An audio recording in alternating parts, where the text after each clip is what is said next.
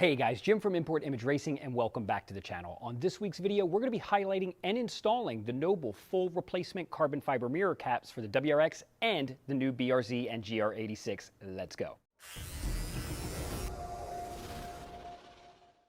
If you're in the market for carbon fiber mirror caps but aren't confident with your 3M tape skills, then take a look at this. These Noble mirror covers are a full cap replacement and come already adhered to a plastic OEM-like framing.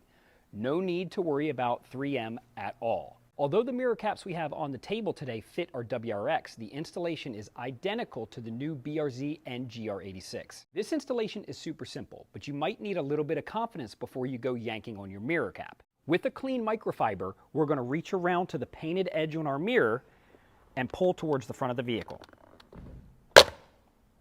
Just like that.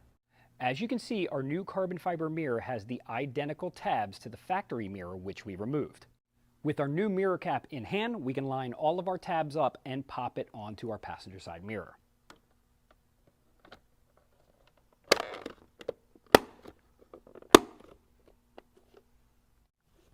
This side is done. We're going to repeat all of those steps for the other side.